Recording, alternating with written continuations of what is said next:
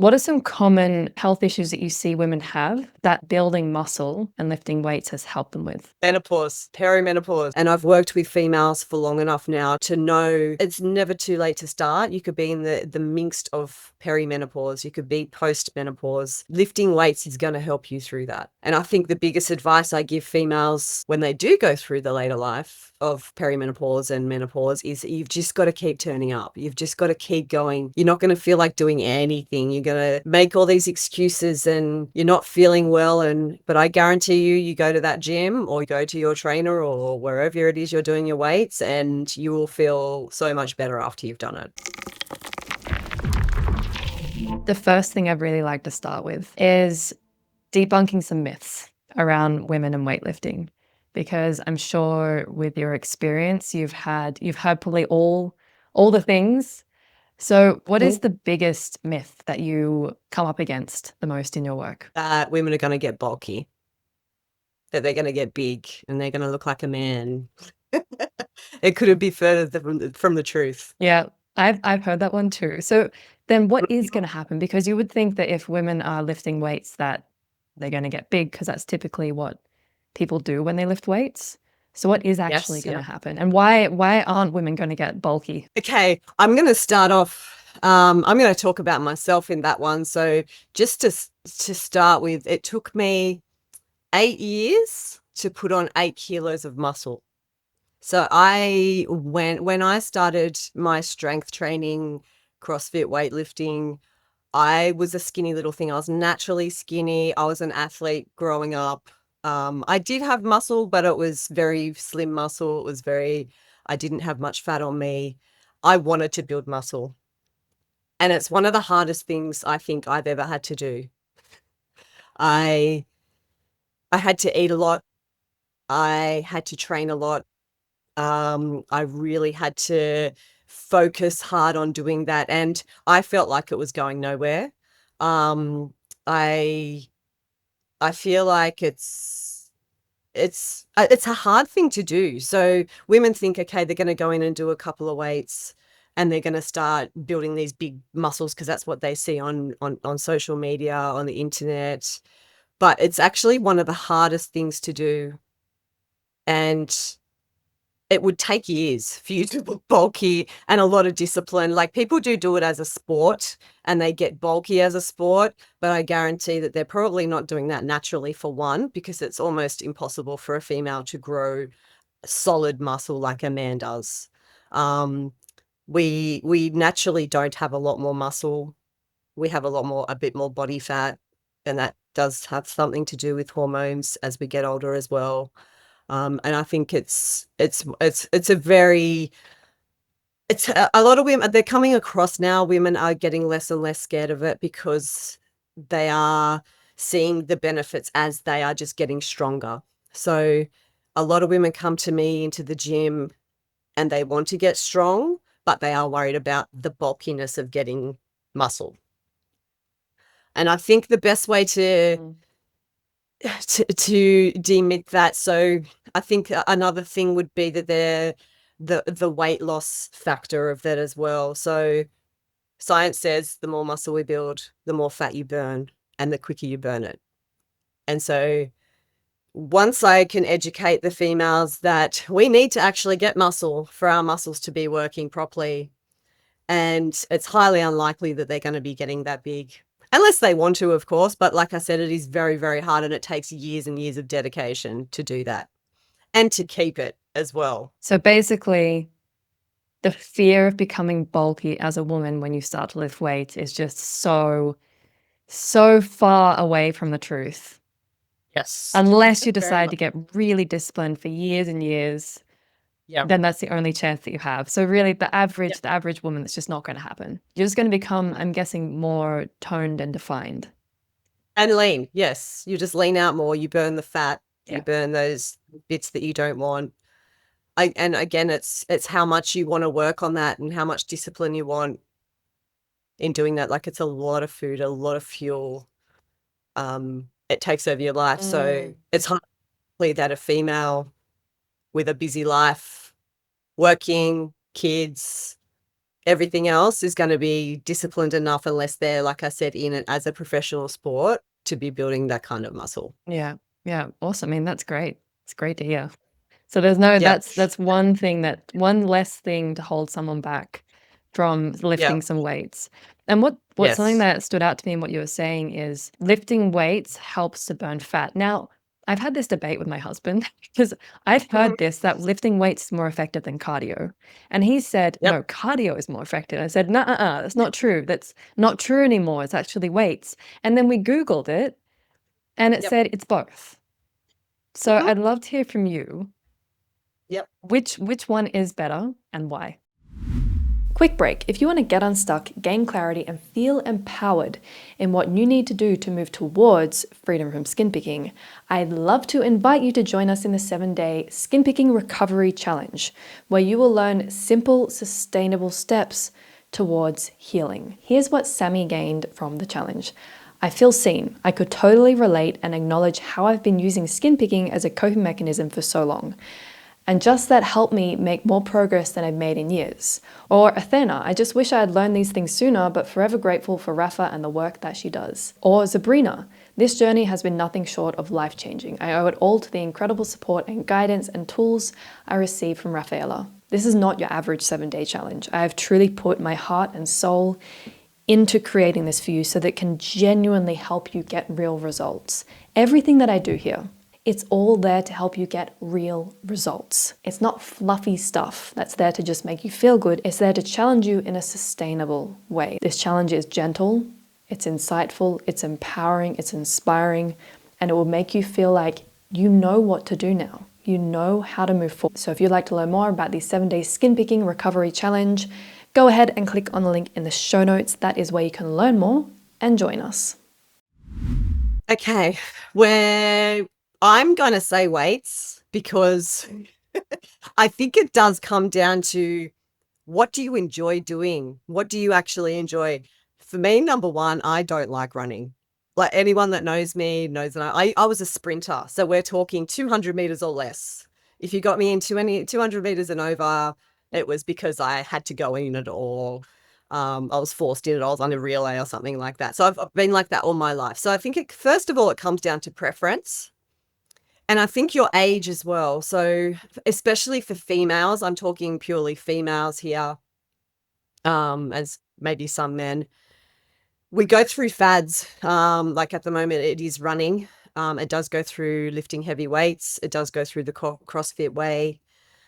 In my experience and my research, find that strength training and HIIT workouts are going to be the one that's going to build muscle and lose fat the fastest. Not the running for long distance. You're actually going into a different energy system when you are running those long distances. You can actually burn muscle once you're starting to do that. So if you are trying to get lean and build muscle, it's actually, the long distance running can actually be detrimental to that. So in going into my Olympic weightlifting, we don't do any running. We'll do short sprint intervals, which are 100% out. Like, I'm talking to the point of where they can't go any harder, and then they'll rest completely. And then we may do another one, another two, but it's nothing long going into those energy systems of, you're going for a long run or you're jogging or anything like that. You could possibly use it as a warm up, and it's highly unlikely someone into weights likes doing that as well. So I would honestly say, I think it's, from my research and my experience, I've had a lot better results with getting people to build muscle than just sticking them on a treadmill for hours. But Mhm.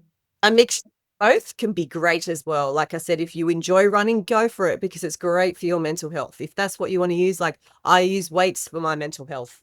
That's what I like doing. I find that running doesn't. It makes me more stressed. It puts my body into a higher cortisol. It doesn't benefit me in any way. I'm sore, I'm tired, and I feel like I'm undoing all of the work that I've done for myself in the gym as well. That's really interesting. And It's actually, it makes sense that you say that doing, because when you see those really dedicated marathon runners, they're all super skinny. They're not, Very yeah, they're not well toned. You don't see like right. toned Yep. muscles on their body. And so Well, that makes they sense they because, yeah, they can't have weight on them. So if they're a high level marathon runner or a high level long distance runner, the lighter they are, the better. And muscle is detrimental to that because it's actually heavier than fat. So it's going to slow them down. So yes, it does prove that as well, but it also burns the muscle away. So, and that's their Mhm. sport. That's what they're practicing for. That's what their goal is. So, um, yeah, that's where they'll want to stay, I guess, because they enjoy that. Yeah, yeah. Mhm.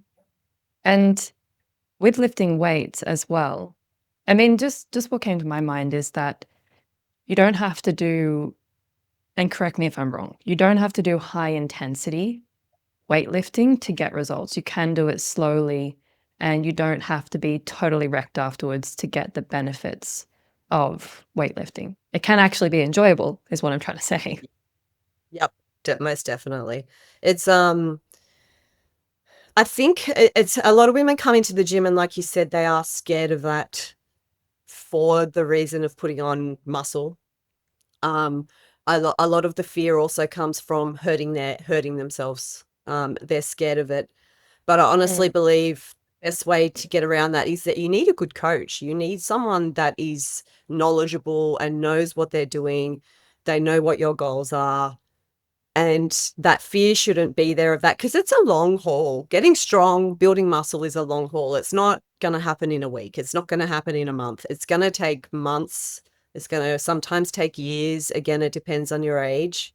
Um, I feel like that's a big thing of fear is that injury as well. But yeah, 100%. Finding yourself a good coach that knows what they're doing and teaching yourself to move well, um, is highly beneficial to that area. Yeah, I so agree. I think going into a gym and just trying to figure it out on your own, probably not the best idea, especially with the equipment and like Yep. learning the right positions to have your body in, the right posture is Yep. so important. I learned So that the hard important. way when I was a teenager. I did just go into the gym and just went at it, and I hurt my Yep. back. I had to get physio. Yeah. And it Now I have happens quite excellent a lot. posture. So, Yeah. Oh, beautiful. Yep. That's good. Now I'm going to sit here with my posture and sit up nice and straight because sometimes I can relax. Um, yeah. but yeah, like it's a very interesting area, and I think like I am kind of going more towards the female. I feel like males kind of have no fear when it comes to going there or lifting heavy, and that's where the injury does come into it as well. Is that they are going in there and they're going gung ho and they think they're strong. Yes, they are stronger than most females. But I think just being smart about the training and working your way up there and having the benefits of it as well. Like obviously you don't want to be going in there and after a big workout, a lot of people complain, oh, I'm so sore. You don't want to be taking away from your everyday life either doing these strength training because you do hurt when you start. And I know even advanced elite athletes, if they have a bit of time off, like they come back into the gym and they're sore. Um, and you can be a little bit fearful that you are going to hurt yourself. But I guarantee if you are learning how to do it properly and as you get stronger, these things go away. They don't make them worse if you're constantly complaining about back pain. The best thing you should be doing is going and training and getting a strong back so that your back isn't in pain all the time. If your knees are sore, like researchers and my dealings with people with knee pain is that you actually need to load the knee. You need to be putting it under some load and getting it strong. And, like they even do this now with surgery, knee surgeries, or any kind of joint surgeries. They actually want them to go and get strong there so that the recovery is better afterwards, like so that they come back better after. So being strong is so important and it's the key to a long, healthy life, I believe.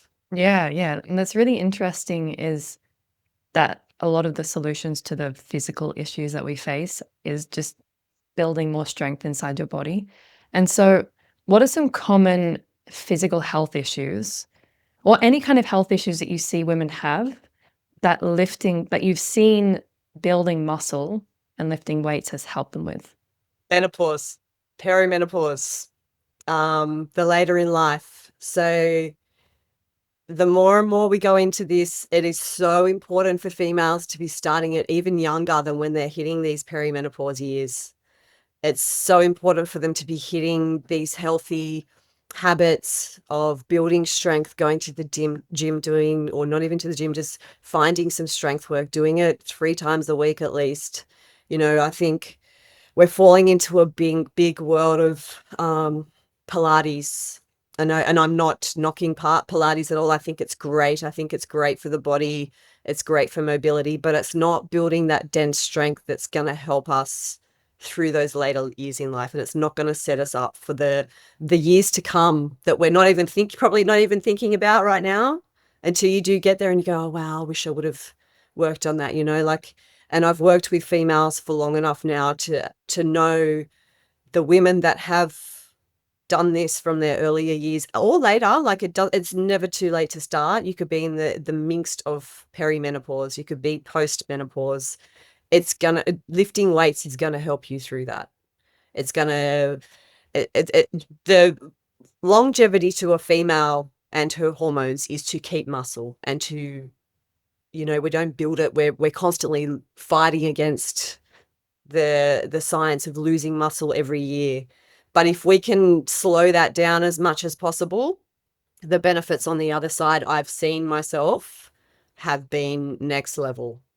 Not only the physical attributes, the mental part of it as well. And I think the biggest advice I give females when they do go through the later life of perimenopause and menopause is you've just got to keep turning up. You've just got to keep going. You're not going to feel like doing anything. You're going to make all these excuses and you're not feeling well. But I guarantee you go to that gym or you go to your trainer or wherever it is you're doing your weights, and you will feel so much better after you've done it. I was not expecting you to say that. I didn't know what I was expecting Wait. you to say, but I didn't expect perimenopause and menopause and things like that to be the first thing. And honestly, Yes. this is already motivating me to, I mean, I do some weights, but it's Mm-hmm. motivating me to do more Yep. because Good. I think, especially for the listeners as well, hormone health and physical health and long-term health is really, really important to me. And Yep. I actually have heard that lifting weights for women is very good for hormone health. And what are some specific things that it helps with? So, what are some issues that women might have with hormones that lifting weights can help them to manage or even eliminate? So obviously the testosterone is a big thing. And we're losing the hormones, and we're losing estrogen, we're losing progesterone, we've lost the testosterone pretty much, well, anything that we've had from that.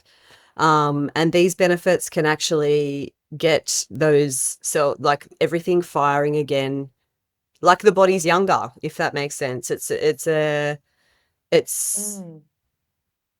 it's like a I'm trying not to go too sciencey here. Um, it's it's like I just it's go like for it fuel, and I can jump in and help get like clarification. fuel, fuel. Your body's the car, and it's like fuel. Muscle brings so much brain health, and and then we can get into the gut health of it as well. Like your gut has so much to do with your brain and your hormones as well.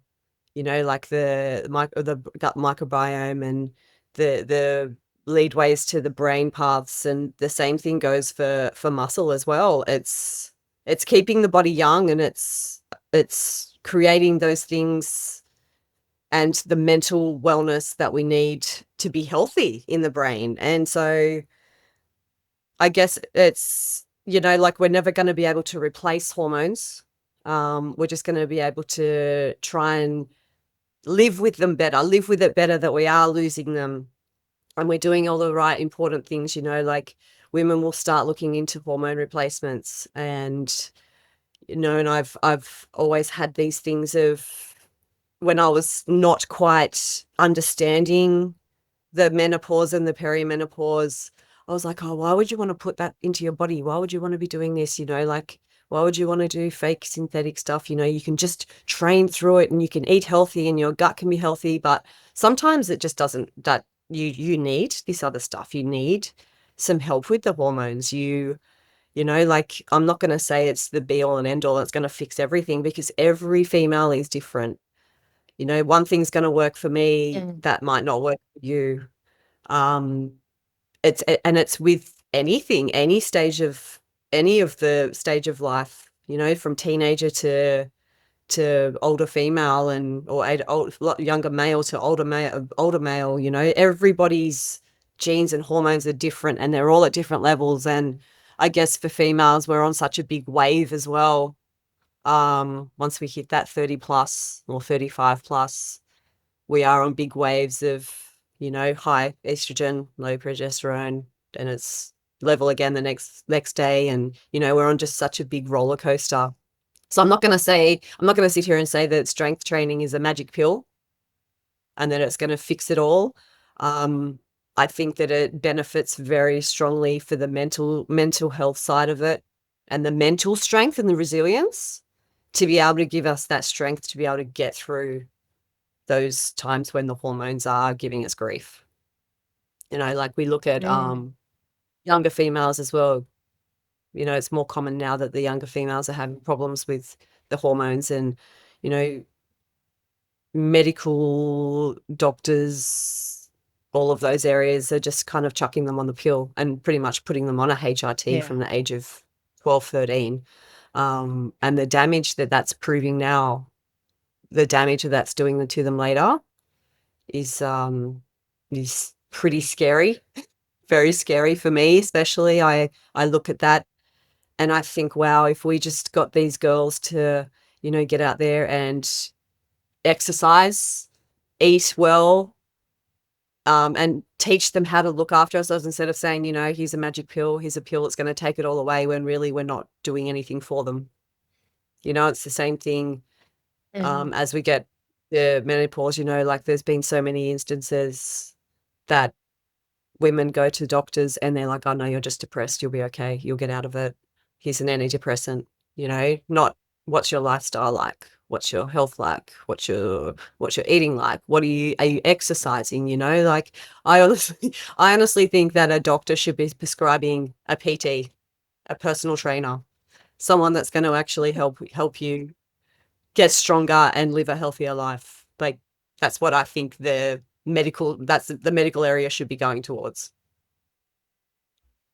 You know what? I so agree with you on such a deep level because Yeah. I went on hormonal birth control as a teenager, and Mhm. We all I've done a did. lot of stupid things in my life, and yeah, and I don't regret pretty much any of the mistakes that I made because I've grown from them. But I do Mhm. regret ever going on hormonal birth control, even though I've learnt a lot from that experience, and then also recovering from that because of the cost that it took on my mental health and my body over the many, many years that I was on it.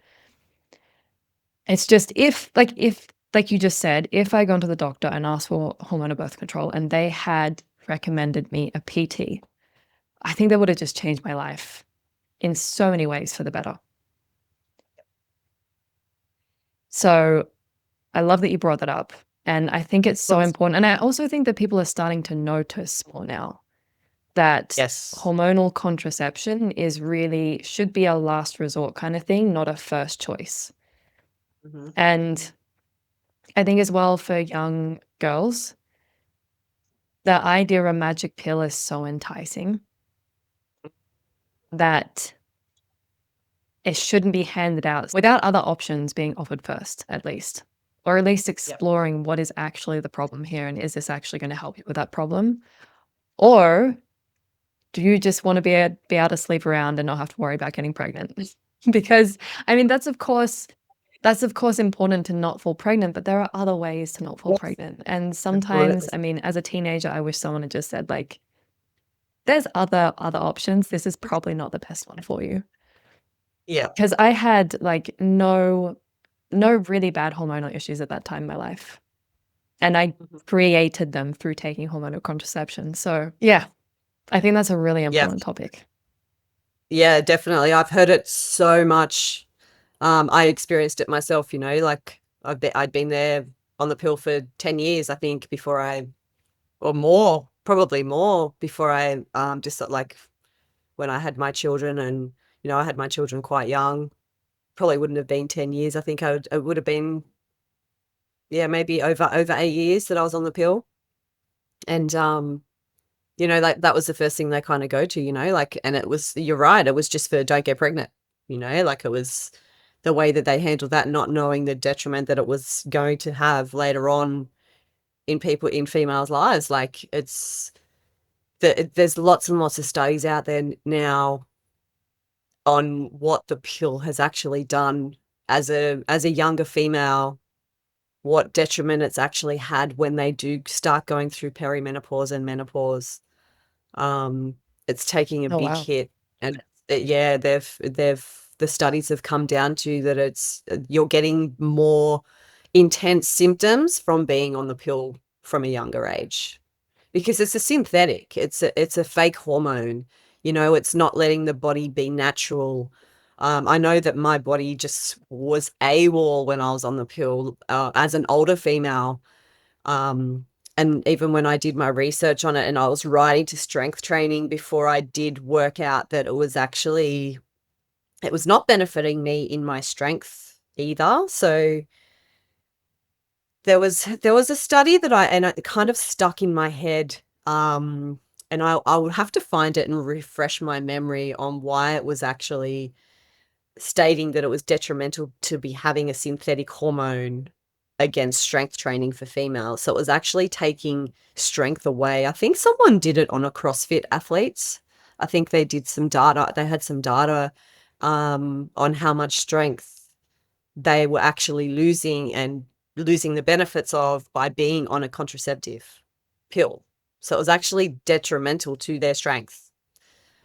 And I think that kind of stuck in my head, but I'm not sure whether it was hearing that kind of changed me, but when I went off the pill, I would have been around 30-ish, I think. So I'd finished Mhm. having children. And I think by the time I was 35, I was at my strongest I've ever been in my life.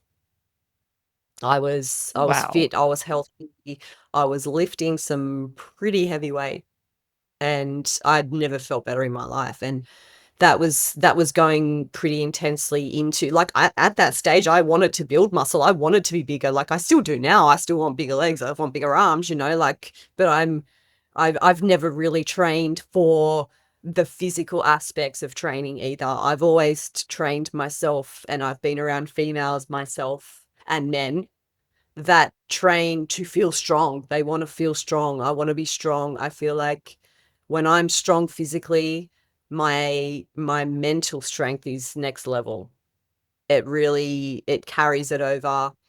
And this is why I guess I started training people. That's why I became a coach much earlier on, with the strength training, because I knew what it did for me and I'd seen what it done for other people, and I still to this day see what it does for other people about with feeling with when they're feeling strong in the gym, like they might lift a couple of weights. I had a female in the gym, an older female the other day come in, and she was complaining that she's never really deadlifted heavy because she has back pain. And I said, your back's okay. Like, is your back feeling okay now? And we put a bit of weight on, and she'd never lifted that weight off the floor before. And her persona after she lifted this weight was just like, it was like she was almost just this brightness came out of her energy. And she's like, oh my God, I actually lifted that weight. Like, I can't believe that I lifted that. Like, this is great. And it just gave her more fire to be, want to come in and get strong. She'd fallen off the wagon with her food.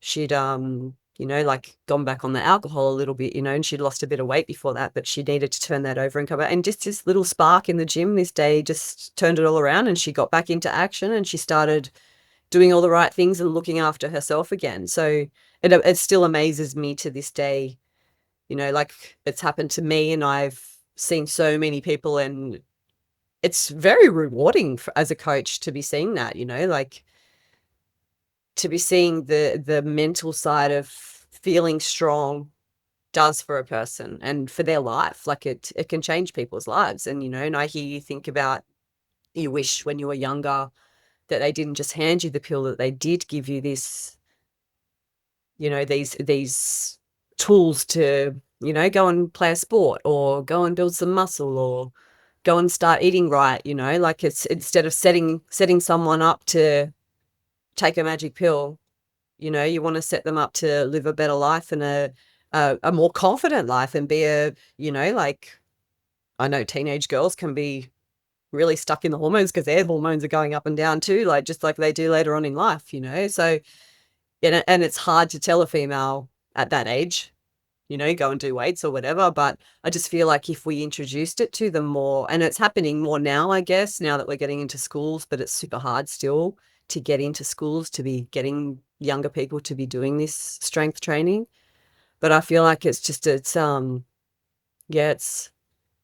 people might think that I'm a bit of a, I don't know, a big muscle woman, but I really do feel like strength training changes people's lives. It really does. And and it's gotten me into studying mental health and psychology because I'm just like, brain explosion, these things that it does to your brain and your life is crazy. It's yeah, it's amazing. Yeah, that's incredible.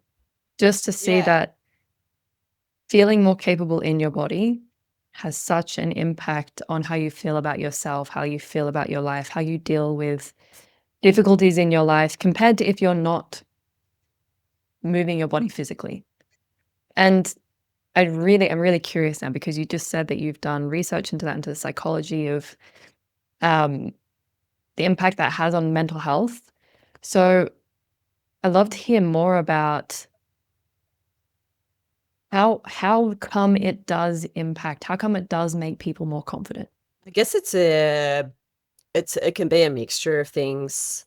And it's like you said, it's that belief in yourself that you are actually confident of, like, or competent of doing something, that you're going in a gym and you're lifting this weight that you never thought was possible. And and the endorphins that lifting weights creates, like I spoke before, like you when women are going through menopause, just keep going because when you get there, you're going to feel great. Like the endorphins that are released when you're doing strength training or any kind of training is like a magic pill that's naturally in the body. It's so I think that just that in itself makes you feel better. The endorphins make you feel better, and it makes you want to be a better person, and you're a lot more alert to things as well through the day, and I think just getting in and it just creates so much discipline as well, like, especially if you love it, like yes, it makes you feel good, but then it's about coming back, right? It's about doing it again and remembering how that's making you feel. And, and I think it's not just going to fix itself overnight. It's something that people have to make a decision to do themselves. I could sit here and say, it's going to fix all your mental health issues. It's going to help you live a better life. But they also have to be wanting to do that as well, and Mm. it's about, for me as a coach, it is making it also enjoyable for them to come in, like you don't want to be coming in and absolutely slaughtering yourself, like how you think that it's going to be at a gym. It's actually it's actually not doing, some people do like it, I'm not gonna lie, like some people like to be absolutely smashed and feeling like they've done something, but I can leave that to the CrossFitters, we won't go there. But it's yeah, it's a yeah, it's definitely up to that individual, and I think it comes back down again to who you're working with as a coach and how they're dealing with that, and the relationship that you have with them as well. I think that's very important, like making sure that they are doing things that they enjoy, making sure they are lifting weights that they are capable of, and you want to see them, like you believe in them more than they actually believe in themselves. I think just having that support of someone as well is really great for someone dealing with mental health and issues like that. I know just recently it just brought this into my head, the rain that we've had in Sydney, that went forever. It felt like it was going for weeks upon weeks upon weeks, and there was no sun. And I feel like everyone was kind of, I'd be in the gym and I'd see people and everyone was kind of like mopey, and I just started noticing that people weren't talking to each other as much. And, like I like a lot of banter when I'm training with people. And I just noticed even one-on-one clients, like they just weren't quite there, and you try and push them a little bit more in the gym when you do see that to make them feel good about themselves. But it's hard, it's tough, like other things come into life. And, sometimes people come into the gym and they don't actually want to train. They want to just talk to you, or, like sometimes it's not just about that, but getting them to move while they are doing that gets them to help release endorphins, release things, and they can start talking to you about that stuff. They don't have to talk, but most of the time they're going to start talking about it because they're actually releasing everything whilst they are training. It's making them feel better, and they start to look at things a little bit differently and walk out a different person. Like by the end of the night or the session that we would have during that rain, it was they felt better. They were you could see in their energy that they were feeling a lot better, and it wasn't as mopey. But then as soon as the sun came out, it was back to bright eyes and banter all around. So I can't take the load for all the strength training on that. So I really think it's a individual basis, for mental health and your psych, on who you're dealing with, what you're doing, what kind of person you are. Do you want to do it? I think it's just, finding confidence and trust in someone that's going to help you through that is highly important in that area. Yeah. Yeah. Absolutely. And what I'm really hearing is that moving your body in this way, so doing strength training and things like that, it can really help us to move through the phases of life when we're just feeling a bit like or we're struggling with something, we're struggling with ourselves, or just the weather is getting us down. I know I'm on the opposite side of the world and we're going into autumn and winter. And November in where I am at is typically the month where it's like it's gray, it's rainy, you don't see the sun, it's getting cold. And I think it's really incredible to have something like this that is so available that you can use, you can do, that can help you to get that kind of warm, sunny feeling, even if there is no warm sun around. And also just I really do like, it is a really nice feeling to have someone support you in that too. Yep. To have a PT, a coach to support you in reaching those goals, or just staying consistent as well. And Mm-hmm. I wrote down a little note here of like how to love exercising, because I think a lot of people struggle with the actual, but I hate it. I do it because I have to, but I actually don't like it. And Yep. I'm curious what you think of this, but what I've noticed, this is something that I've worked through myself, is that the reason why I hated it so much, it was because I was pushing myself way too hard and my expectations were way too big. And so it was like really intense every time. And sometimes it's probably not what I needed. I just need to go and move my body. And that could be a gentle, slow workout. It didn't have to be like an intense hit. And that's what I struggled with, because that was my expectation of myself. Like, if you work out half an hour minimum, you go all out. And if you can't do that, then it's not worth it. And like, of course, I'm going to hate it. Yep. So I'm Absolutely. curious I'd what hate your it too. thoughts are on that. Like, yeah. Yeah.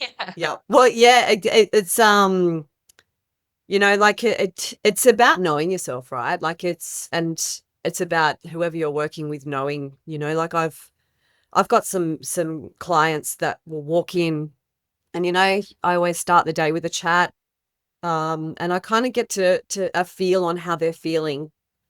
And sometimes the session that I've had ready for them is not going to be the session they're doing. Like they've had a massive day at work, something's happened with the family, something's happened at work, they're really down on themselves. And the highest rate of the injuries that I see is when someone is feeling like that and they're doing the wrong training. So of course they're going to hate it. They're going to come in and they're probably going to be super sore or hurt themselves. It's totally getting to know. So either if you're doing it on your own, but your trainer or your coach really has to, you've got to have that relationship that okay, this is not going to be good for them today, or know when to push them, know when they're feeling good and they can do those big workouts, and helping them understand that they don't always have to be doing so much to be getting the benefits out of it. Like I don't always say any movement's good movement, but some days it is, like some days it's better if you just go for a walk. Like walking outside is so good for your mental health. If you've had a strong day, why would you want to push yourself into the gym and it's a day where you're meant to be lifting heavy and you don't because you're not feeling it? What's that? That's going to do the opposite. You're going to walk out of there feeling shit about yourself. You're crap at training. You're no good at this. Why are you doing it? I hate this. I'm never going back. Why would you want them to be walking out feeling like that? So I think it's very important as coaches to be knowing or getting to know who they're working with and what's going to work best with them. Yeah, and what really stands out to me is getting to know your body and being flexible with that. It's like you said, when a client comes in and you see their energy and you realize, oh, this workout that I planned, probably actually not the best for where this person is at right now. And I think that just highlights something super important, is that your intention might not be what you need, or your expectation or what you want to do might not be actually what your body needs in that moment. And if you push yourself, like you said, it's going to end up in injury, or you're just going to feel crap about yourself because you didn't perform at the level that you wanted to because you're not feeling it, because it's actually not what you need. And then it makes exercise this chore, this thing that just makes you feel like crap. And it's just something that you don't enjoy. And that's really what changed for me, is recognizing, oh, I don't feel like doing an intense workout. Like I genuinely don't feel like that's what my body needs. I'm going to go for a walk instead, or a light jog, or I'm just going to do, I don't know, some stretches or something, move my body in some other way. And since I've started shifting my mindset in that direction, I actually enjoy it, and I do it way more than I ever did. I used to sporadically get this big drive of motivation. I work out really intensely for a couple of weeks and then be like, nah, screw it, I'm done. That's annoying. I don't want to do it anymore. But yeah. So it's probably, you probably weren't enjoying what you're doing. You were probably just going in there and forcing yourself to do something that you weren't enjoying, and you weren't getting anything out of it, like it wasn't getting the endorphins like you needed to. Yeah. And I think that's maybe something for the listeners to think about, is if they don't like working out, where are they Find forcing what, themselves to do things that, yeah, find what works for yeah. them. Like it's not going to be the same as the person next to you. Like one might, like I said before, like people like running. I don't like running. I'm not going to, if someone says, hey, you want to come for a jog? I'm like, hell no, I'm not coming for a jog. I'll wait for you here and I'll sit on a bike or something, or I'll walk and you can run. I'm totally not doing that. I don't care how good friends we are. Um, so I think, yeah, it's very important with training and strength training, it takes time too. It takes, and you might feel different every day, and it's really important to really tune in with yourself and kind of just ask, what do I need today? What does my body need? Do I need to be lifting heavy? Do I feel good? And you could start that session and you go, oh God, okay, I'm not feeling that good. And, and it takes a lot. And I think I see this more in the higher level athletes, that they are super disappointed, and, that they're not lifting the weights the way they should be, or it's not feeling how it should, and it takes a lot of work to get their mental side back down to, like sometimes you're your body's not going to be working the way we want it. You're not going to be feeling it. It's not going to go away overnight. You're not going to lose your strength overnight. Like, let's just turn it down and do something different or lighter today. Keep it lighter. Let's focus on this instead. Focus on some technique or I think, yeah, it's very important to really tune in and have a coach that can tune in with that as well. Yeah, absolutely. Absolutely. And this is a very random question, but it's one that Yep. I've had on my mind, and I'm just gonna ask it now. But creatine for women, Yep. Yep. is it helpful? Is it good? Because there's a lot of studies, but I think most of them are done for men, and obviously those kinds of things have a far different impact on women. And I have creatine in my cupboard, and then when I realized, like, oh, is it actually beneficial? Should I be taking it? I've stopped, but so I'm really, really curious. What do you have to say on creatine? This is huge at the moment. So creatine, they've just released studies that you definitely, especially as a female, should be having creatine. I know, like creatine's something that I've played with during my later life, like in my more lifting athletic life of lifting heavy weights. I did have it, and I had some athletes on it as well. And to me, it was kind of, we didn't know a lot about it. Like we knew that it was good for recovery and for muscle growth and repair. But there was no studies out there on what it actually, the lack of creatine that we actually have in our bodies is actually detrimental to our brain health. So new studies have just been released, and Dr. Stacey Sims is a really good female doctor that's really going hard at getting research out there that's actually done on females.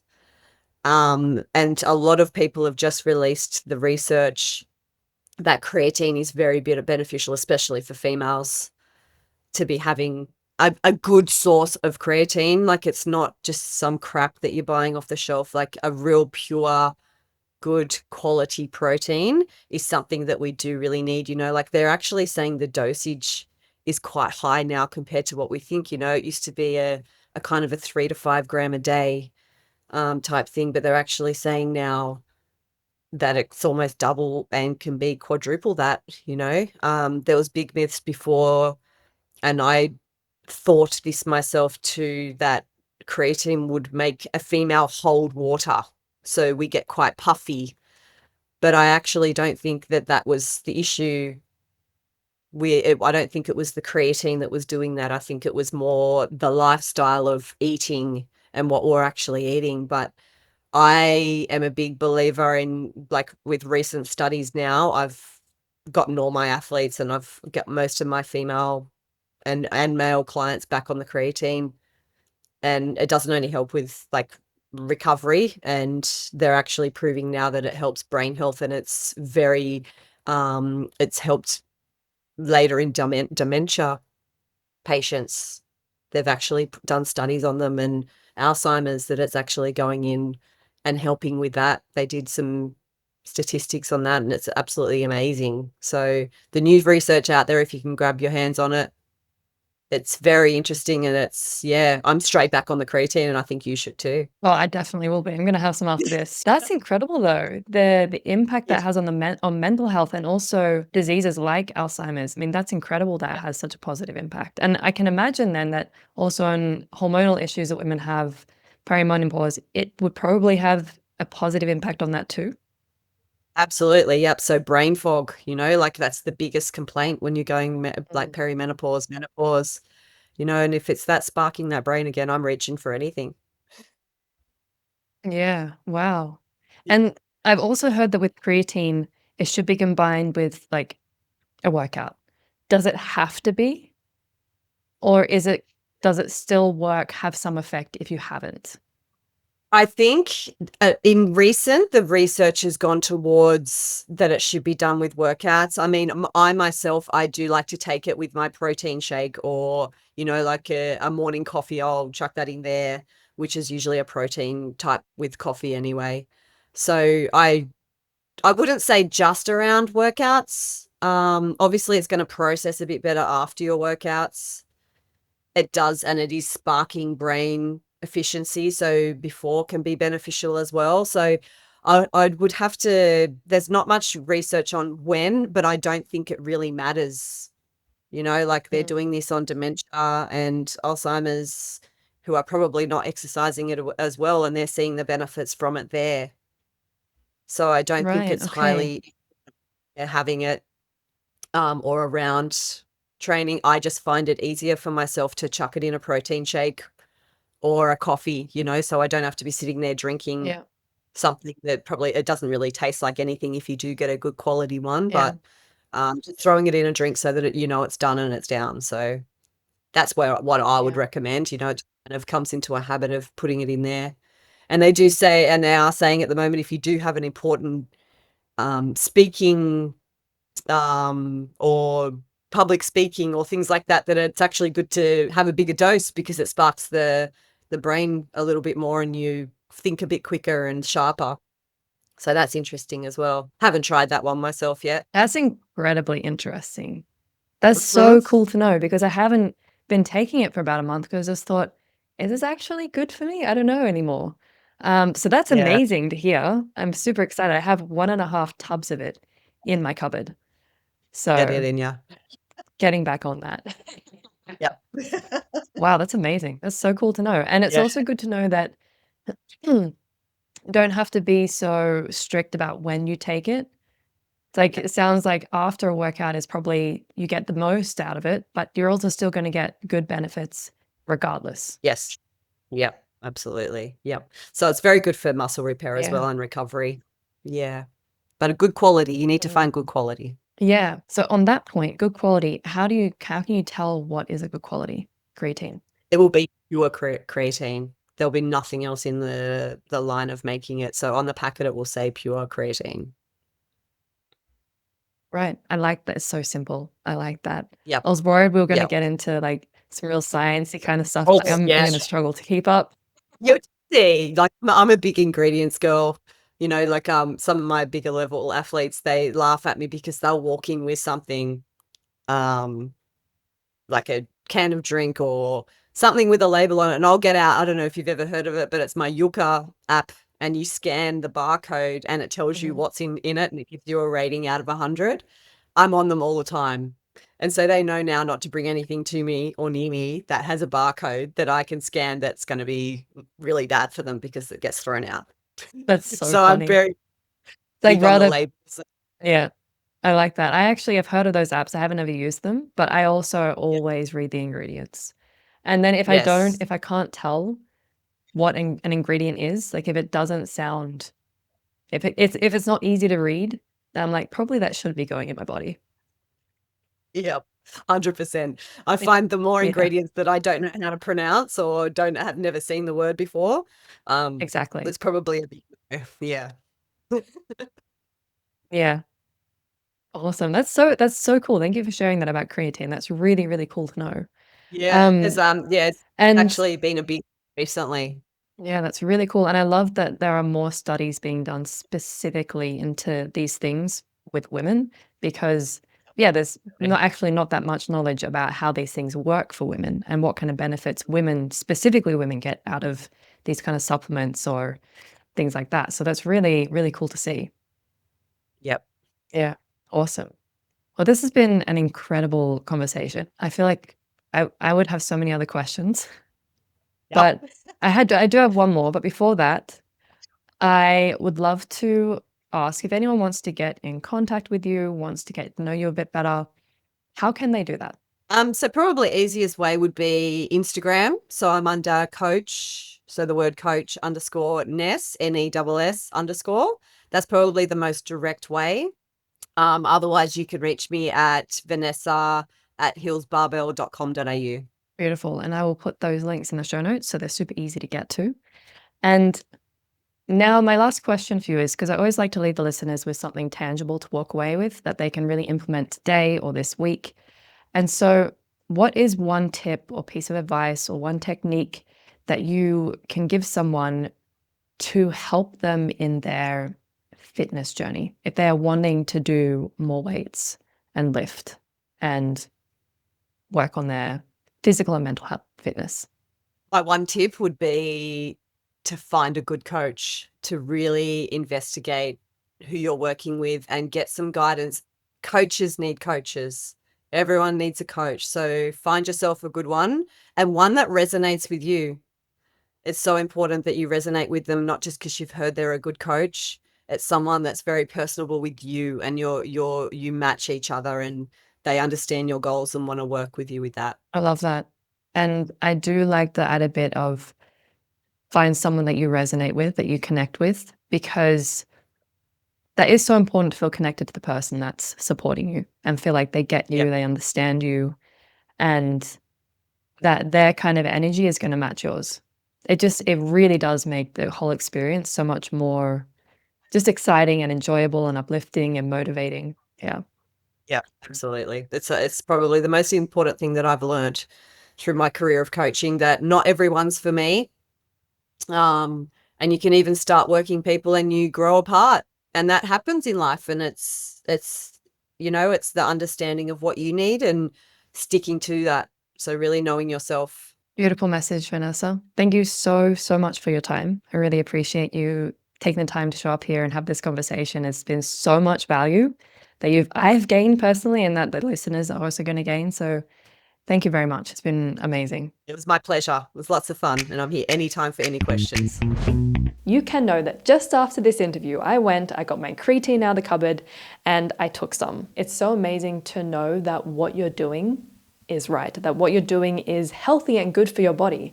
So I hope that you got as much value out of this conversation as I did, and you gained inspiration and motivation to continue this incredible journey of personal development, both mentally, spiritually, and physically. If you enjoyed this episode, as always, I would love to ask you to leave a 5-star review or drop your thoughts in the comments if you're on Spotify, or leave a written review. I super appreciate the support. And if you want to connect with Vanessa or follow her on social media, all the links are in the show notes.